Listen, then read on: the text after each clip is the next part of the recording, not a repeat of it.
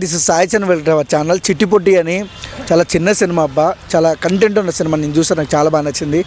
అందులో మన హీరో అంటే హీరో కాదు, మెయిన్ ఆర్టిస్టు శివ అని చాలా కష్టపడ్డాడు ఈ అబ్బాయి ఇండస్ట్రీలో.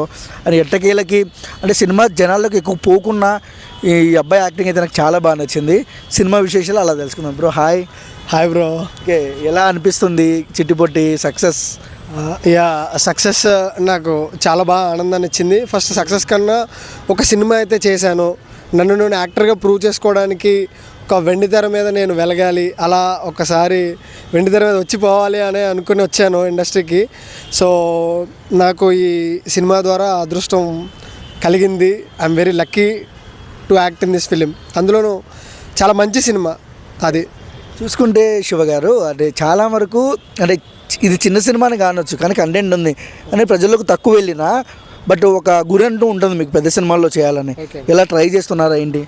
చేస్తున్నానండి, రెగ్యులర్గా ఆడిషన్స్కి అటెండ్ అవుతున్నాను. మొన్న ఈ మధ్యనే ఒక సినిమాకి పిలిచారు. సో ఆడిషన్స్కి వెళ్ళినవి అన్నీ పిలుస్తున్నారు. సో ఆడిషన్స్కి వెళ్తుంటే వర్కౌట్ అవుతుంది. So work going on. So release అవుతాయి, ఇంకా పెద్ద పెద్ద సినిమాల్లో చేస్తున్నాం. ఎలా వచ్చింది ఈ సినిమాలో అవకాశం మీకు? ఈ సినిమాలో అవకాశం అంటే ఫస్ట్ వేరే యాడ్ షూట్స్ అని వేరే చోటకి వెళ్ళాను. అక్కడ చాలా బాగా చేస్తున్నానని ఒక అసిస్టెంట్ డైరెక్టర్ చూశారు.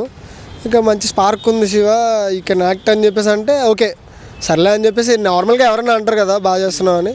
సో అలాగే వెళ్ళిపోయాను. సో నెక్స్ట్ ఒక 3 months తర్వాత కాల్ వచ్చింది.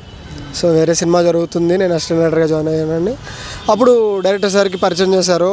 డైరెక్టర్ సార్ ఏమో ఒక 2-3 సిట్టింగ్స్ ఆడిషన్స్ చేశారు.